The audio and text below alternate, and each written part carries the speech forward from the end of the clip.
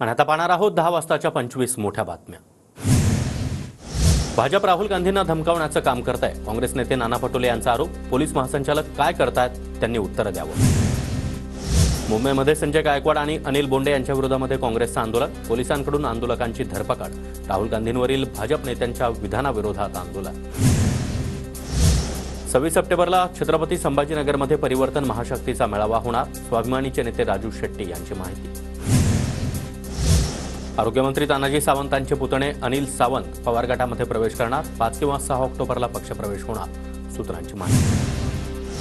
अमरावतीच्या नांदगाव पेठ एमआयडीसी मधील पीएम मित्र टेक्सटाईल पार्कची निर्मिती होणार। उद्या वर्ध्यामध्ये पंतप्रधान मोदी यांच्या हस्ते ई भूमिपूजन होणार। 1000 एकरामध्ये पीएम मित्रा टेक्सटाईल पार्क उभारलं जाणार।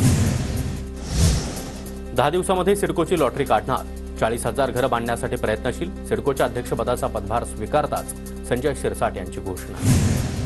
बुलढाण्यामध्ये आमदार संजय गायकवाड यांचा ढोल वाजवतानाचा व्हिडिओ व्हायरल। लाडकी बहीण योजनेचा कार्यक्रम सुरू होण्याअगोदर संजय गायकवाडांनी ढोल वाजवण्याचा आनंद घेतला। रुपाली चाकणकरांचा जळगावमध्ये गुलाबी रिक्षातून प्रवास। जळगाव बस स्थानक ते शासकीय वसतिगृहापर्यंत चाकणकरांचा रिक्षातून प्रवास। नियुक्ती रद्द करण्याच्या निर्णयाविरुद्ध अजित रानडे यांची उच्च न्यायालयामध्ये धाव। अजित रानडेंना गोखले इन्स्टिट्यूटच्या कुलगुरू पदावरून तडकाफडकी हटवल्यानं वाद। ज्येष्ठ अभिनेते अमिताभ बच्चन यांनी माफी मागितली। जाहिरातीमध्ये कचरा या मराठी शब्दाचा चुकीचा उल्लेख केल्यानं अमिताभ बच्चन यांनी माफी मागितली। इमर्जन्सी चित्रपटाच्या प्रदर्शनाबाबत आठवडाभरात निर्णय घ्या। हायकोर्टानं सीबीएफसी यांना निर्देश दिले। प्रदर्शनाची परवानगी नसेल तर कारणांसह स्पष्टीकरण देण्याचे देखील निर्देश। बांगलादेश विरुद्ध पहिल्याच दिवसाअखेर भारताच्या 6 बाद 339 धावा।